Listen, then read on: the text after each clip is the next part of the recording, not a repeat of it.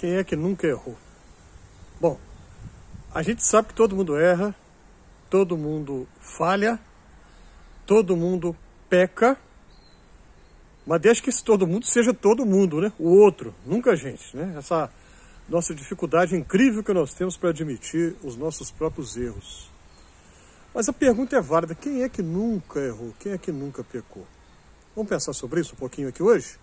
É a respeito disso que eu quero falar aqui no Fé e Café, que é o meu canal aqui no YouTube, no qual eu comento a respeito da Bíblia e da vida em geral. Ó, já vai deixando a sua curtida aí, não esquece não. Clica aí na mãozinha do joinha, comente, coloque aí nos comentários suas impressões, sugestões. Se você não se inscreveu ainda, se inscreva, agradeça quem já o fez. Já são 119 inscritos e eu agradeço de coração. E que você ajude a compartilhar também. Então, vamos lembrar aqui uma passagem tão conhecida da Bíblia que consta apenas do Evangelho de João, capítulo 8.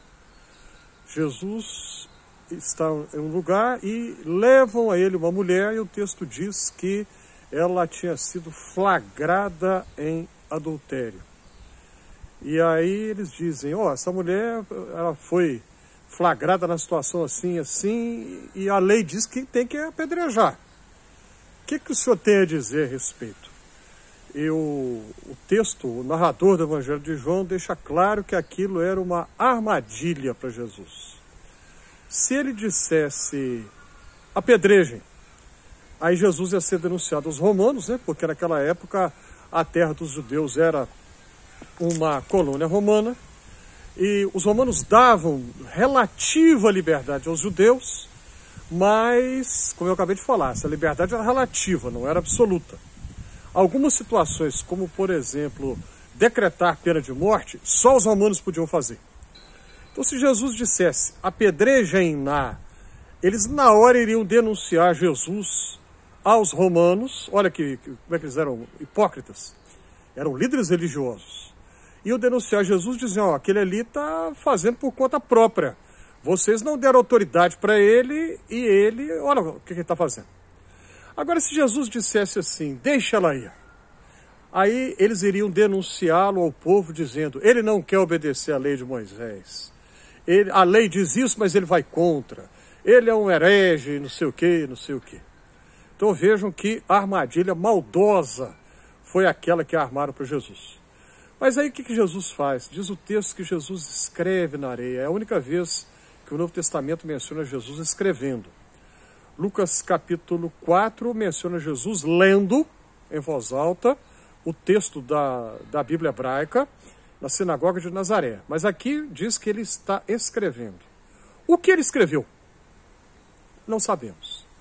Eu me lembro quando eu era adolescente, lendo os livros de Malba Tahan, ou Tahan, eu não sei qual é a pronúncia correta, ele reconta essa história e diz que na recontagem do Malba Tahan, com a licença poética, né, que os escritores têm, um daqueles líderes religiosos chega perto para ver o que Jesus estava escrevendo e lá a pessoa viu o pecado que ela tinha cometido.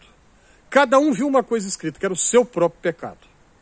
Eu já escutei uma interpretação também de que alguém disse que, na verdade, todos aqueles líderes religiosos já haviam se envolvido em situações como a daquela mulher que eles levaram, que tinha sido flagrada em adultério.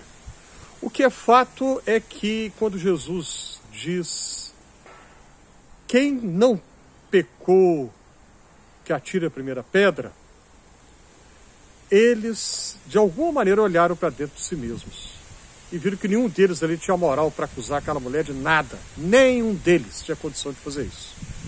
Atire a primeira pedra, aquele que não errou. Essa expressão se tornou tão conhecida, né? Se tornou uma expressão popular que é usada tantas vezes. Ataúfo Alves, tem um samba antigo que ele fala disso, né? Covarde pode me chamar quem quiser, pois não me sai do peito essa dor. Atire a primeira pedra, ai, ai, ai, aquele que não sofreu por amor. É claro que o Ataúfo Alves aí ele usa essa expressão num contexto totalmente diferente. Mas a expressão se tornou muito conhecida. E nessa época da quaresma nós devemos pensar nisso, né? É a época de nós admitirmos o nosso próprio erro, admitirmos o nosso próprio pecado e que abrir mão, é a época que nos convida, na verdade, nos desafia a que nós possamos abrir mão desse espírito de querer julgar os outros, de querer condenar os outros. Ele errou, ela errou. Mais devagar, não com tanta pressa. Olhe para dentro de si, olhe para o seu próprio pecado, olhe para o seu próprio erro. Não queira condenar o outro, não queira condenar a outra, sendo que você não tem moral para fazer isso. Olhe para si. Então esse texto nos desafia a ter uma atitude assim. E esse texto nos mostra também para o nosso bem, que Jesus é aquele que nos perdoa. Ele vira, todos vão embora, um por um, cada um deles sai, e Jesus diz: mulher, cadê os teus acusadores? Curioso que o texto não traz o nome dela. Ninguém te condenou? Eu também não te condeno, não vou te condenar não. Vai e muda de vida. Vai e, enfim, tome um caminho diferente na sua vida. É o que Jesus fala para ela. Semana que vem nós já vamos celebrar a paixão de Jesus. Semana que vem nós já vamos lembrar o que ele passou por nós. Semana que vem vamos celebrar o perdão que ele nos dá. E com isso, eu repito, somos desafiados a abrir mão dessa atitude de querer julgar e condenar os outros. Nenhum de nós tem moral nem autoridade para isso. E somos convidados e desafiados a celebrar o perdão que Deus nos dá. Se Ele nos perdoa, nós devemos perdoar os outros também, sem querer nos colocar como juízes, carrascos e executores dos outros. Nada disso. O tempo da Quaresma é o tempo de viver o perdão que Deus nos dá. Pense nisso.